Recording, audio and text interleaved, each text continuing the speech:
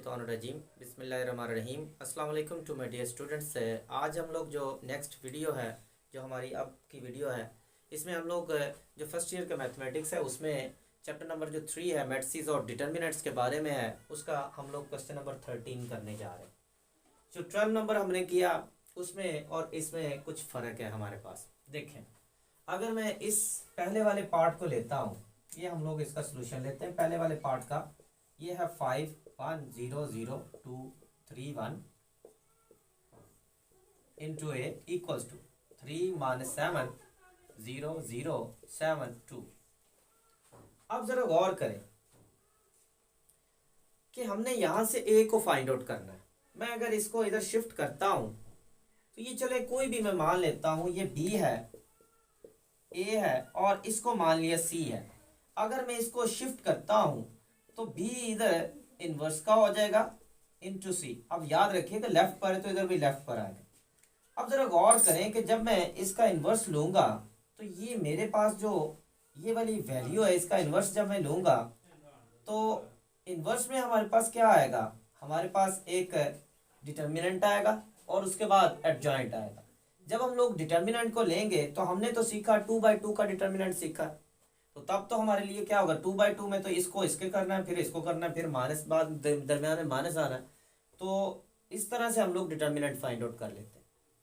सो यहाँ पर डिटर्मिनेंट हम लोग कैसे निकालेंगे, ये हमारे पास कोई मेथड नहीं है। हाँ, एक मेथड है, लेकिन वो हमारे पास अगर हमारे पास स्क्वायर मैट्रिसेस आते हैं तब हम लोग उसका डिटर्मिनेंट फाइंड आउट कर सकते हैं, लेकिन ये स्क्वायर भी नहीं है। ठीक है, एक तो ये वजह। दूसरी ये वजह है, जब इस साइड पर आएगा तो देखें इसके कॉलम 2 होंगे, इनवर्स भी चाहे ले, और जब इसको सेकंड सी से हम लोग मल्टीप्लाई करेंगे सो फर्स्ट के 2 हमारे पास कॉलम है, सेकंड की हमारे पास 3 रोज होंगी। सो जब पहले के कॉलम और दूसरे की रोज एक जैसी ना हो देन बी मल्टीप्लिकेशन पॉसिबल नहीं होती। तो इसका मतलब है कि ये वाला तरीका जो होगा हमारे लिए कारामद नहीं होगा। तो हम लोग अब ये वाला मेथड नहीं लगाएंगे इनवर्स वाला, हम लोग किसी और मेथड से इसको करेंगे। यहाँ से ए हम लोग फाइंड आउट करेंगे। अब ए कैसे हम लोग निकालेंगे, देखें यहाँ पर हमारे पास पहला कॉलम है, पहला मैट्रिक्स है, उसके 2 कॉलम है। ठीक हो गया। तो जब इससे हमने मल्टीप्लाई करना है तो हमारे पास 2 रोज वाला कॉलम एक मैट्रिक्स होना चाहिए। तो हम लोग कोई एक लेट कर लेते हैं। सो लेट कर लिया, ये एक मैट्रिक्स ए हो गया, ए बी सी और डी मान लिया। ठीक हो गया। अब यहां पर हम लोग इसको लिखते हैं 5 1 0 0 3 1 into A B C D equals to 3 - 7 0 0 7 2। अब हम लोग पहले इसको मल्टीप्लाई करेंगे तो देन हमारे पास क्या होगा, 2 कॉलम और 3 रोज वाला एक मैट्रिक्स बन जाएगा। ठीक होगा, क्या बनेगा, 2 कॉलम और 3 रोज वाला एक मैट्रिक्स। ये भी हमारे पास 2 कॉलम और 3 रोज वाला एक मैट्रिक्स है, तो इसके बराबर रख के वहां से हम लोग ये जो हमारे पास मैट्रिक्स जो हमने लेट किया उसके जनरल हमारे पास वैल्यूज हैं ए बी सी डी, उनको फाइंड आउट कर लेंगे। अब हम लोग पहले इनको मल्टीप्लाई करते हैं। जब मल्टीप्लाई करेंगे इस रो को इस कॉलम से, फिर इसी रो को इस कॉलम से करेंगे।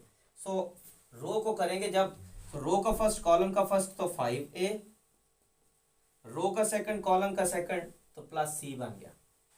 इसी तरह इस रो को इस कॉलम से करेंगे तो फर्स्ट वाला हमारे पास क्या आ गया, 5b प्लस डी। ठीक हो गया, फर्स्ट सेकंड को सेकंड। अब इस रो को दोनों कॉलम से कर लिया। अब दूसरी रो की बारी, फर्स्ट का 0, सेकंड का भी 0, ये बन गया 0। इस रो को अब इस कॉलम से करेंगे, फर्स्ट 0 सेकंड भी 0, तो ये भी हो गया 0। अब नेक्स्ट की तरफ चलते हैं। इस तीसरी रो में इसको अब इस कॉलम से करेंगे, फर्स्ट का फर्स्ट 3a, सेकंड का सेकंड प्लस सी आ। इसी रो को फिर इस कॉलम से, फर्स्ट को फर्स्ट के 3b, सेकंड को सेकंड से प्लस डी, इक्वल किसके हो जाएगा, इक्वल हमारे पास ये मैट्रिक्स है 3 - 7 0 0, उसके बाद 7 2 बन जाए। ठीक हो गया। अब ये दोनों मैट्रिसेस आपस में इक्वल हो गए। याद रखिएगा जो हमने ए निकालना है वो हमने ये let A B C D किया। अगर हम लोग A B C D value निकाल लेते तो ये हमारे पास ए मैट्रिक्स आ जाएगा। तो अब इनके क्रॉसपोंडिंग ये इसके क्रॉसपोंडिंग और ये इसके क्रॉसपोंडिंग है, इसी तरह ये इसके क्रॉसपोंडिंग और ये इसके क्रॉसपोंडिंग है। चार हमारे पास इक्वेशंस बन जाएंगे। तो पहली हमारे पास 5a plus C equals to 3 के, इसको 1 बोल दिया। दूसरी हमारे पास है 3a plus C equals to 7 के, इसको हमने 2 बोल दिया। इसी तरह थर्ड वाली हमारे पास 5b plus D equals to हो गया -7 के, इसको हमने 3 बोल दिया। और इसी तरह हमारे पास 3b plus D equals to 2 के, और इसको हमने 4 बोल दिया। अब जरा गौर करें, अगर हम लोग इक्वेशन 1 और 2 को सॉल्व करते हैं हमारे पास a और c मिलेगा। 3 और 4 को सॉल्व करते हुए हमारे पास b और d आएगा। वो सारी वैल्यूज यहाँ पुटअप करेंगे तो यहाँ से हमारे पास मैट्रिक्स a आ जाएगा। सो क्या करना चाहिए, यहाँ पर देखें a c के कोफिशिएंट्स सेम है, तो हम लोग दोनों के साथ चूंकि सिमिलर साइन आ रहा है तो हम लोग इनको सब्ट्रैक्ट करते हैं। यहाँ लिखेंगे by 1 minus 2, so 5a plus C equals to 3 के, 3a plus C equals to 7 के। अब जब सब्ट्रैक्ट करेंगे तो हमें पता साइन चेंज होते हैं, पॉजिटिव है तो नेगेटिव बनेगा, नेगेटिव है तो पॉजिटिव बनेगा। ये कैंसिल आउट हुआ, 5a माइनस 3a तो 2a, 3 माइनस 7 तो -4, 2 टाइम 4 होगा, a बराबर -2 क्या। अब a को हम लोग यहां पुट करेंगे 1 या 2 में, तो वहां से c निकालेंगे। Put a is equal to -2 in equation number 1, मैं 1 में कर देता हूं। सो 1 हमारे पास क्या है उसमें पुट करेंगे, तो ये हमारे पास आ जाएगा 5 into -2 plus C equal to 3 के, तो ये आ गया -10 प्लस सी इक्वल टू 3 के, तो c इक्वल आ गया 3, और ये प्लस इधर आके हो जाएगा तो c बराबर 13 बन गया। ये c की वैल्यू, a और c निकल चुका है। अब हमने b और d निकालना है, तो तीसरी और चौथी को हम लोग करेंगे, थर्ड में से 4 को निकालेंगे या 4 में से थर्ड को निकालेंगे, बाय 3 माइनस 4, तो 3 है हमारे पास 5b प्लस d बराबर -7 के, सो 3b प्लस d बराबर 2 के। तो जब सब्ट्रैक्ट करेंगे तो ये भी साइन चेंज हो गए, ये वाले कैंसिल आउट हो गए, 5b माइनस 3b तो 2b, -7 -2 तो -9 बन गया। तो ये b हमारे पास आ गया -9 डिवाइडेड बाई 2 आ, ये हमारे पास b की वैल्यू आ। अब हमने क्या करना है, अब हमने किसकी निकालनी है, d की वैल्यू। इसको पुट कर देते हैं 3 या 4 किसी एक में। Put b is equal to -9/2 in equation number 3 के अंदर कर देते हैं, ठीक हो गया। तो मैं यहां पर इसको रेज कर लेता हूं।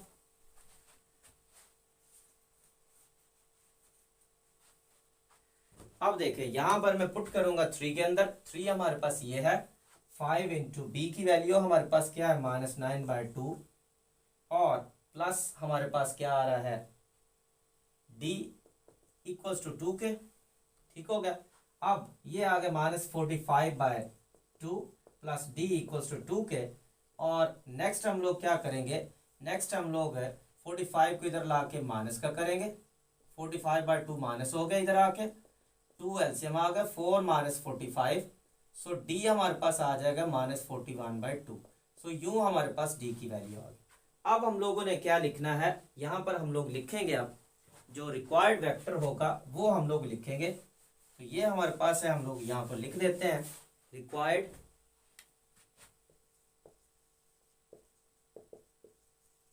मैट्रिक्स A इक्वल्स टू, क्या हमारे पास A B C और D है। सो A हमारे पास क्या है जी -2, B हमारे पास -9/2, C हमारे पास आया है जी 13, और D हमारे पास है -41 डिवाइडेड बाई 2। तो यूं हमारे पास है जो रिक्वायर्ड मैट्रिक्स था वो हमने A को फाइंड आउट कर लिया। उम्मीद है आपको इसकी समझ आई होगी। अब हम लोग ऐसा करते हैं कि इसका पार्ट नंबर 2 करते हैं, वो इससे डिफरेंट है, ठीक हो गया।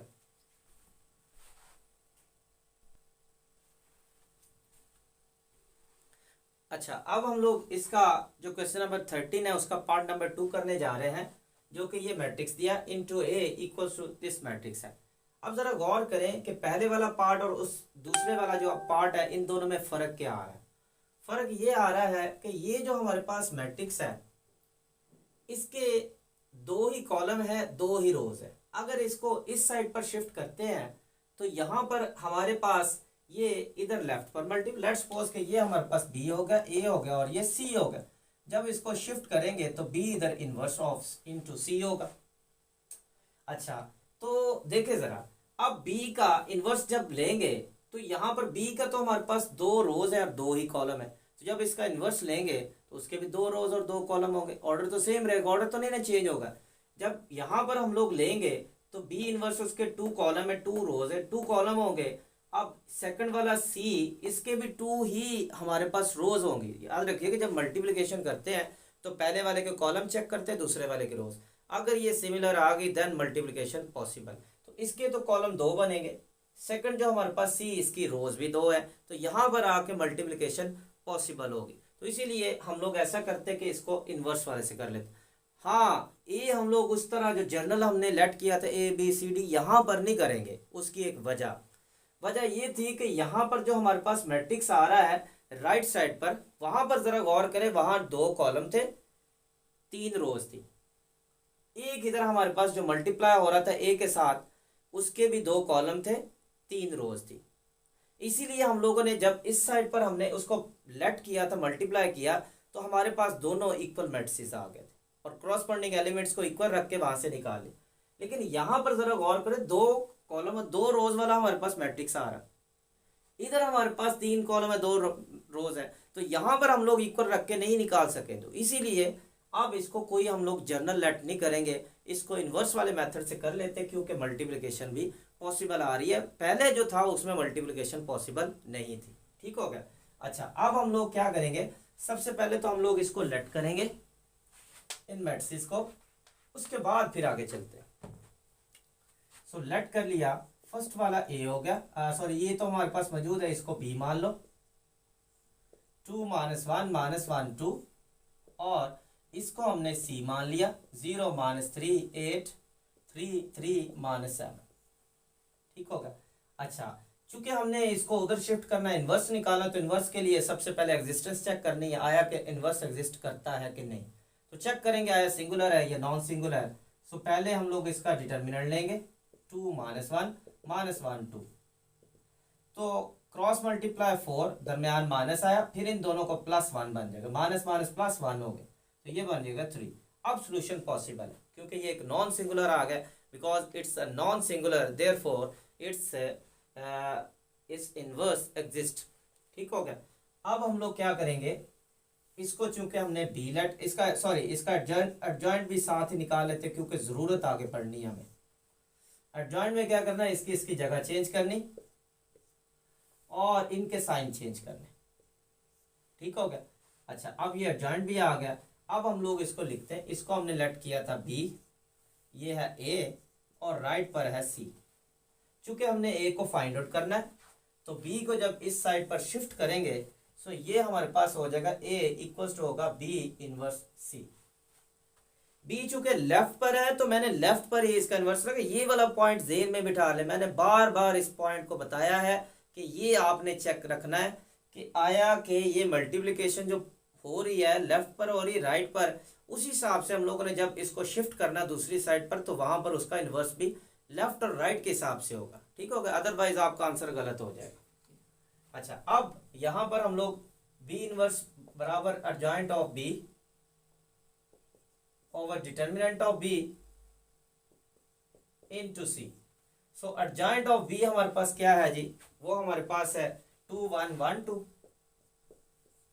Divided by determinant of B हमारे पास कितना निकला जी, 3 इनटू सी। सी हमारे पास 0 -3 8। जब आप इसको, अच्छा बाज का बच्चों को पता नहीं चलता कि वो सर कहते हैं लिखवाएं, उनका टीचर कह रहा होता कि आप ऐसा करें कि मुझे इसके एलिमेंट्स लिखवाएं, तो बच्चे क्या करते हैं 0 -3 8 लिखवा। अब वो समझ रहे हैं कि शायद इसने मुझे कॉलम में लिखवाया या पता नहीं रो में लिखवाया। सो ये अगर आपने इसको थोड़ा सा वाज़िया करना, तो आप ऐसे कहा करें सर रो वाइज लिखें। अगर आपने इस तरह लिखवाना तो आप कहें कॉलम वाइज लिखें। तो अब मैंने चूंकि रो वाइज लिखा, तो आपने कहना सर रो वाइज लिखें। अब इसको लिखेंगे 3 3 - 7। अब जरा गौर करें, मल्टीप्लिकेशन पॉसिबल है, क्योंकि पहले के कॉलम दूसरे की रोज।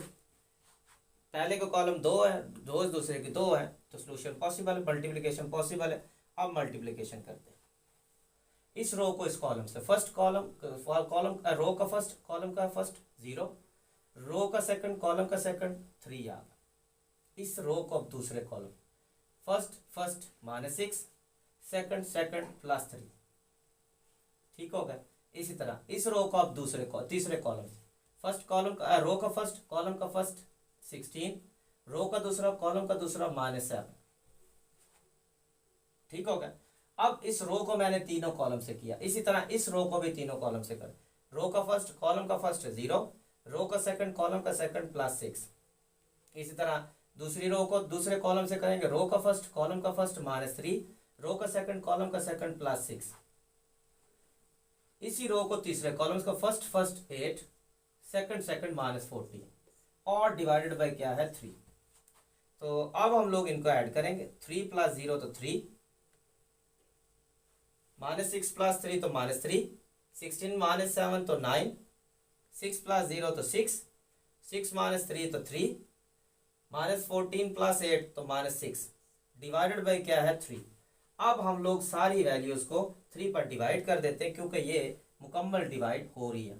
सो 3/3 -3/3, 9/3, 6/3, 3/3, -6/3, 3 1 time 3, 3 1 time 3, 3 3 time 9, 3 2 time 6, 3 1 time 3 और 3 2 टाइम 6।